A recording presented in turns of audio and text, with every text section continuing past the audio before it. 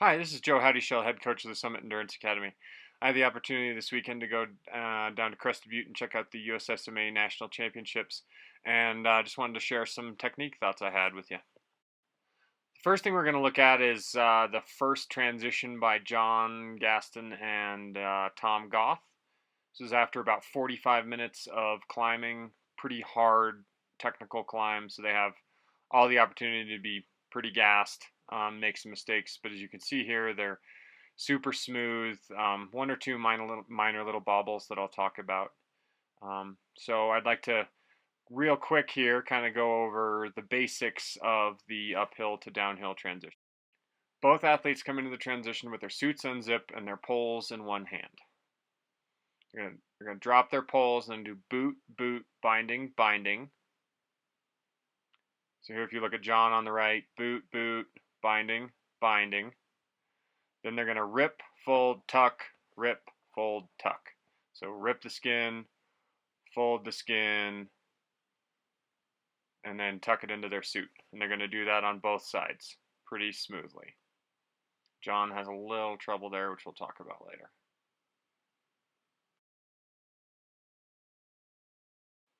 Then the athletes are going to grab their poles and skate away, finishing the transition. Total transition time from poles down to poles up for John was 23.05 seconds, and for Tom was 24.55. Now we're going to talk about some of the differences between these two athletes. They're both at the top of their game, both make a couple little bobbles here and there, but both do things a little differently, and I think it's fun to chat about this stuff. As I mentioned earlier, the lead up to this transition was pretty technical, so a lot of the athletes were using full-length skins. A lot of the athletes had trouble getting that skin off, as you see Tom do in this. John Gaston uses an interesting little approach here that I would call like a double grab. You see here how he grabs the bungee and then the skin itself to get himself a little more leverage on that rip. Next, we're going to talk about what I call the hand switch, which definitely has some opportunity for debate later. Most athletes will hold basically the bungee end of the skin in one hand and then fold with the other. So that means that on one side, one rip, you end up with your skin in the wrong hand. And so that transition can sometimes cause a little bit of a bobble, which you see Tom do here.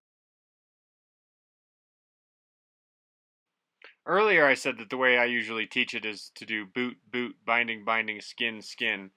But as you see here, Tom Goth prefers to save that second binding for just before the second rip.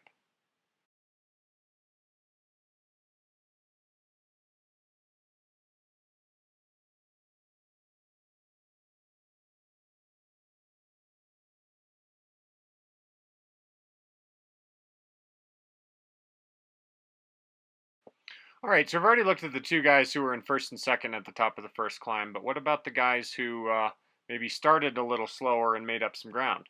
Well, Max Tam, I believe, was in third place at this point, about a minute back, and ended up catching and passing Tom to finish second in the race.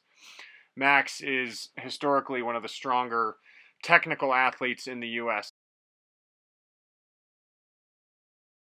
One of the first things I noticed is that Max also prefers to save the second binding for just before the second rip.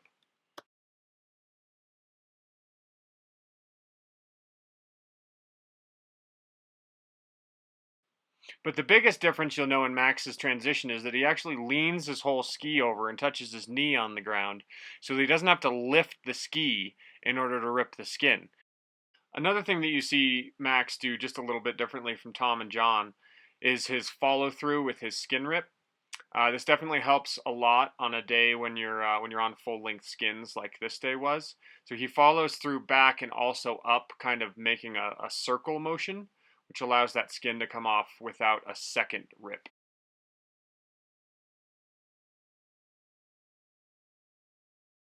So thanks to doing things just a little bit more efficiently, and mostly due to an absence of mistakes, Max ends up with a transition of 19.7 seconds, which gains him 4 or 5 seconds on both John and Tom.